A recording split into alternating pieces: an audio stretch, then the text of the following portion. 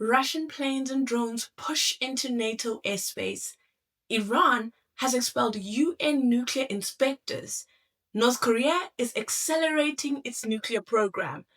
And China is quietly building alternative financial and trade systems to blunt Western pressure.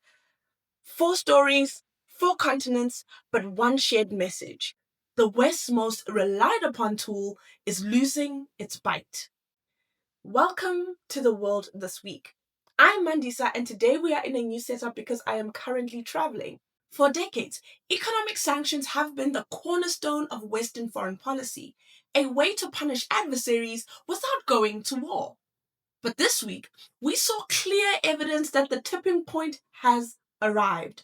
The world is entering a new era, the era of the sanction-proof state. Let's break down the four stories that prove it. Our first story and the primary fault line of this week is the most direct challenge to the Western order: Russia's escalating aerial incursions into NATO airspace. European leaders, backed by the Trump administration, are threatening yet another round of sanctions. Countries from Poland and Estonia to Denmark and Germany report Russian drones and jets crossing into their airspace. Moscow denies everything. But the pattern is undeniable. NATO intercepts are rising.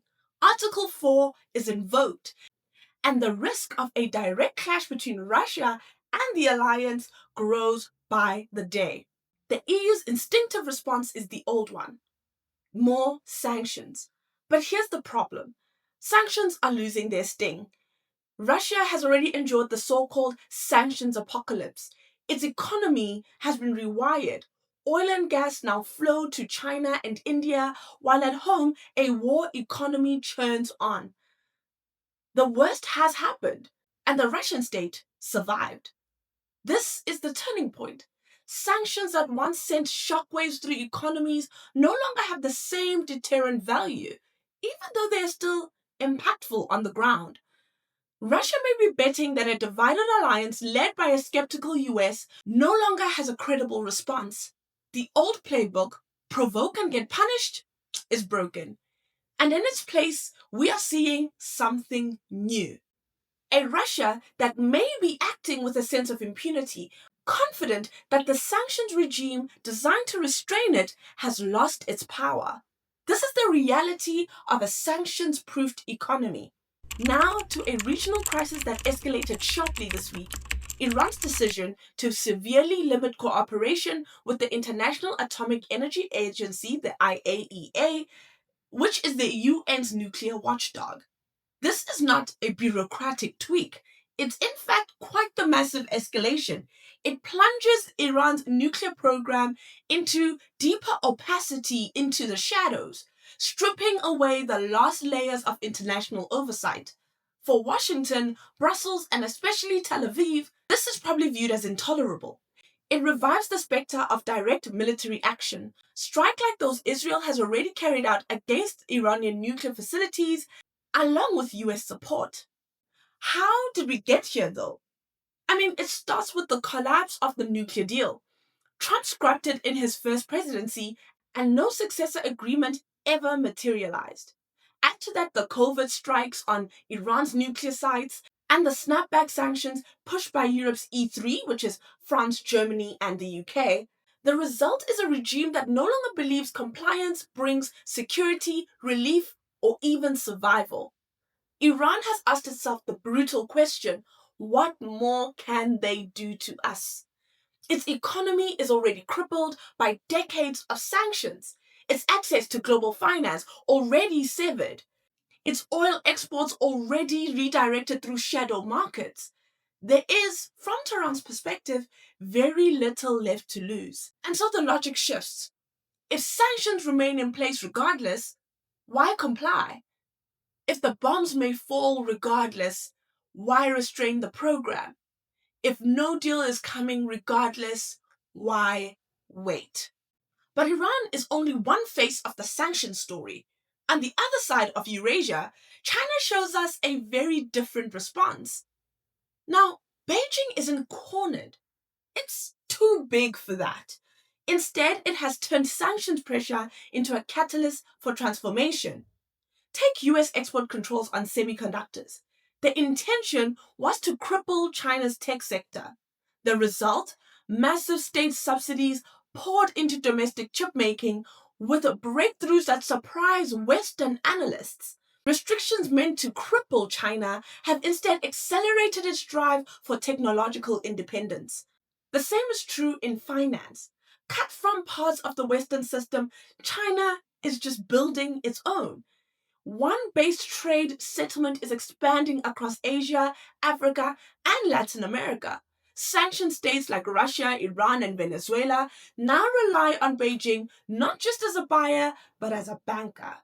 What was meant to isolate China's partners is weaving them closer into its orbit. This is the second fatal flaw of sanctions.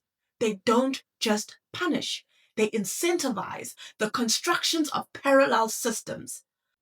What was once America's most powerful coercive tool is now helping to create the very multipolar order Washington fears.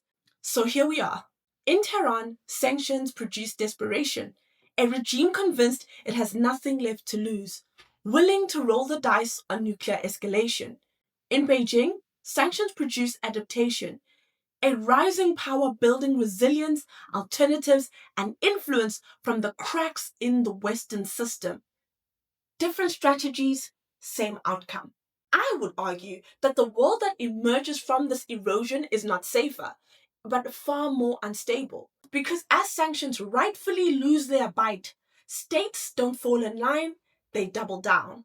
And finally, a story that didn't dominate the headlines this week, but may be the clearest sign of where this trend ends.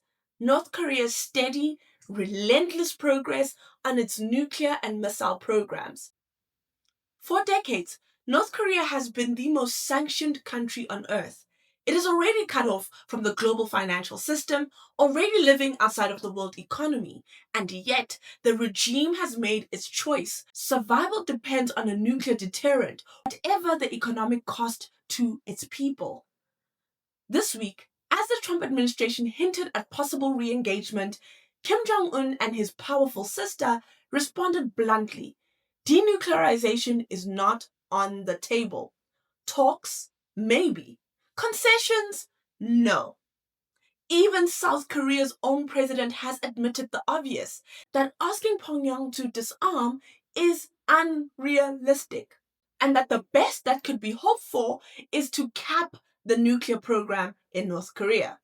That tells us something critical. Sanctions relief is not a good enough bargain to stop a program that a regime views as existential. For Pyongyang, nuclear weapons are worth infinite economic pain. And here is the quiet and undeniable reality. The world has largely already accepted a nuclear North Korea as permanent. This is the ultimate proof that sanctions as a tool for achieving core strategic goals no longer work. They punish, they isolate, but they do not change behavior. North Korea's arsenal stands as a monument to that failure. So, what do these stories tell us? They reveal a world where the West's financial dominance is no longer enough to dictate terms. The system that once turned the dollar into a weapon is showing its limits. Russia shows us a major power that has adapted and hardened its economy, rerouting energy flows east and building a war machine that sanctions could not dismantle.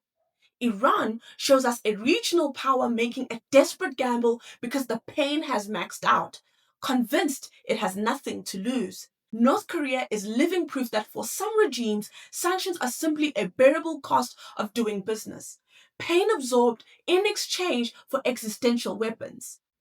And China shows us something else. Not desperation, but innovation. It is building alternative systems, financial, technological, and diplomatic, that blunt Western pressure and give shelter to others. The through line is the weaponization of interdependence and the reaction it has provoked.